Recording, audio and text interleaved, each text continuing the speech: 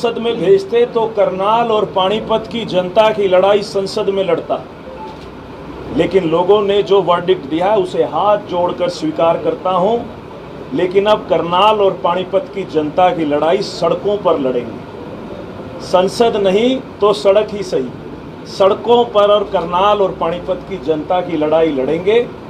और मैं एक एक मतदाता को यहां से अपील करता हूं कि रात के 12 बजे भी आपको कोई परेशानी हो तो आपके भाई का नंबर आपका 24 घंटे ऑन है, आपके बेटे का नंबर 24 घंटे ऑन है। किसी भी व्यक्ति को मेरे लायक कोई चीज़ हो तो मैं 24 घंटे आपकी सेवा में उपलब्ध हूं। और जहां भी ये सरकार आम व्यक्ति के साथ, लोगों के साथ उनके अधिकारों के हनन करने की कोशिश करेगी, आम आदमी के साथ गलत करने की कोशिश करेगी, पूरी मजबूती के साथ लोगों के साथ कंधे से कंधा मिलाकर ये लड़ाई लड़ेंगे। और जिन मतदाताओं ने बीजेपी पर विश्वास जताया उनको भी मेरा अनुरोध है कि आपके लिए भी आपका ये बेटा 24 घंटे उपलब्ध है। खट्टर साहब की जिम्मेवारी यहाँ से बढ़ गई है, लेकिन अगर खट्टर साहब अपनी जिम्मेवारियों को पूरा करने में नाकाम रहे तो मनोहर लाल खट्टर जी को चैन की नींद मैं भी नहीं सोने दूंगा। पहला काम है मनोहर लाल खट्टर जी करनाल और पानीपत की जनता के उम्मीदों पर खरा उतरें। अगर कहीं वो नाकाम रहते हैं तो मनोहर लाल खट्टर जी के सामने सड़कों पर लड़ाई लड़ने के लिए हम तैयार हैं। और जिस रण की शुरुआत हमने करी थी ये रण इसी प्रकार से जारी रहेगा। बीजेपी की मनोहर लाल खट्टर जी की गलत नीतियों के खिलाफ हमारी लड़ाई निरंतर इसी प्रकार जारी रहेगी। मैं दोबारा से सभी कांग्रेस के कार्यकर्ताओं का, करनाल पानीपत के सभी मतदाताओं का और हमारी लोकसभा क्षेत्र में आने वाले सभी कांग्रेस के सीनियर लीडर्स का मैं अपनी ओर से और कांग्रेस पार्टी की ओर से मैं धन्यवाद करता हूं। करनाल में गुटबाजी का शिकार हुए मानते हैं? नहीं, मैं सभी कांग्रेस के नेताओं का धन्यवाद करता हूं और सबने पूरी कोशिश करी कि हम ये चुनाव जीतें। आपने भी एक बात बोली दिव्यांशु जी की 5-5 में बराबर पे आके कांग्रेस खड़ी हुई है। क्या 10 साल के बाद आप 5-5 पे आए, बराबर पे आके खुश है क्या केवल? देखिए, पिछले चुनाव में हरियाणा में कांग्रेस 0 पे थी और इस चुनाव में कांग्रेस 5 पर आई है। कहीं ना कहीं लोगों का विश्वास कांग्रेस के प्रति बढ़ा है। उम्मीद तो हमें और की भी थी, लेकिन गुटबाजी देखने को मिलती रही। देखिए, मैं इस चीज़ पर मुझे नहीं लगता कि करनाल लोकसभा क्षेत्र के अंदर कोई भी गुटबाजी रही। सभी नेताओं ने पूरा सहयोग इस चुनाव में किया और मुझे लगता है कि सभी के सहयोग से ये नतीजा आज 5 लाख के पार हमारी वोट आई। कई जगह पर बस्ते भी नहीं थे, क्या लगता है कई जगह पर बस्ते भी नहीं थे आपके?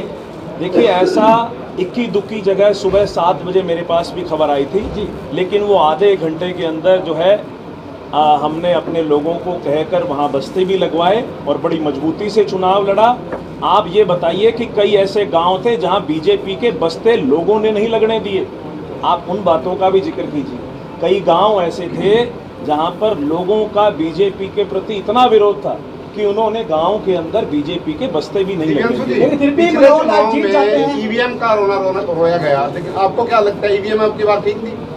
देखिए, ईवीएम की पहरेदारी को लेकर हमने चुनाव संपन्न होते ही रात को करनाल भी और पानीपत जहां जहां पर हमारे स्ट्रांग रूम बने हुए थे, हमने वहां पर अपने साथियों की, कार्यकर्ताओं की ड्यूटी लगाई थी। और मैं खास तौर पर इस काम के लिए मेरे यूथ कांग्रेस के कार्यकर्ता, क्योंकि पूरे करनाल पार्लियामेंट के और पूरे हरियाणा के कार्यकर्ता भी हमारे यहाँ जुटे हुए थे, उन्होंने बड़ी मुस्तैदी से जो है वहाँ टेंट लगाकर उसके ऊपर निगरानी रखी। सीसीटीवी फुटेज को लेकर हम 24 घंटे अलर्ट थे।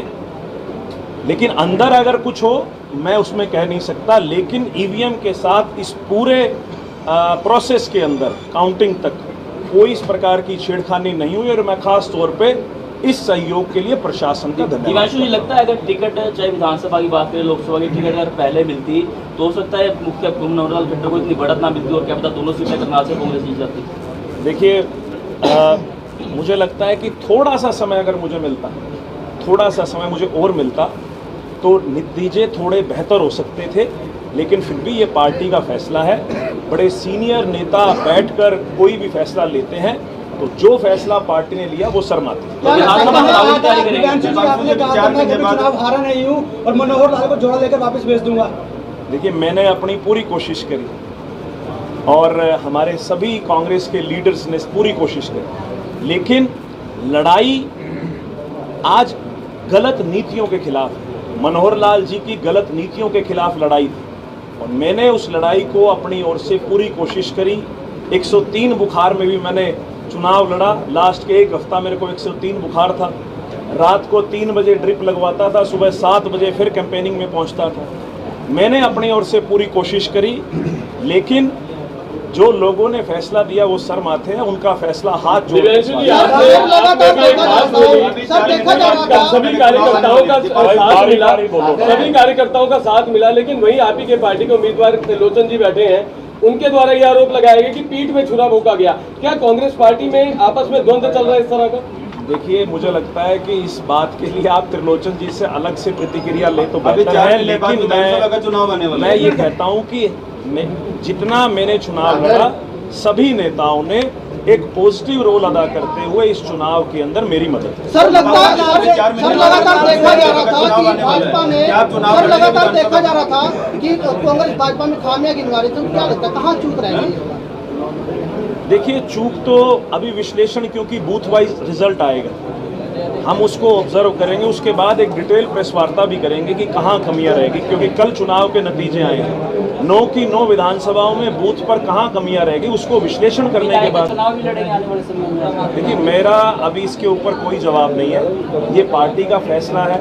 पार्टी ने आदेश दिया लोकसभा का चुनाव लड़ने के लिए। हमने पूरी कोशिश करी इस चुनाव को मजबूती से लड़ा जाए और आगे का जो भी फैसला पार्टी लेगी उसको शर्माते हुए स्वीकार विधानसभाओं में करेंगे। आपकी क्या प्रतिक्रिया रहेगी? कांग्रेस पार्टी का कहां तक लेवल का? जैसे कि कई विधानसभाओं में जो है इस समय कांग्रेस को अच्छी बढ़त मिली है, तो उसको लेकर के आप क्या करेंगे? मैंने पहले ही बताया कि जिस प्रकार का रिजल्ट आया है, और हमारी कुछ पार्लियामेंट तो बहुत नज़दीकी फासले के साथ रही है, चाहे वो भिवानी पार्लियामेंट की बात हो, चाहे वो गुड़गांव पार्लियामेंट की बात हो, और चाहे कुरुक्षेत्र में हमारे आम आदमी पार्टी के कैंडिडेट थे उनकी बात हो। जिस हिसाब का नतीजा विधानसभा के परिप्रेक्ष्य में देखने को मिला है, इस प्रकार से तो क्लियर कि 46 सीटों पर कांग्रेस पार्टी ने बढ़त बनाई है और कहीं ना कहीं कुछ विधानसभा ऐसी थी जहां पर बड़ा क्लोज मार्जिन रहा। तो ये सीधा संकेत है कि आने वाले समय में हरियाणा के अंदर विधानसभा चुनाव में कांग्रेस की सरकार बनने जा रही है। एक सबसे बड़ा प्रश्न है कि कांग्रेस का संगठन कब बनेगा, कब एकजुटता के साथ कांग्रेस इलेक्शन लड़ेगी आने वाले समय में? देखिए, ये संगठन का तो फैसला बड़े नेता करते हैं जो दिल्ली में बैठे हैं। मुझे लगता है कि इसके बारे में आप उनसे प्रतिक्रिया ले तो बेहतर।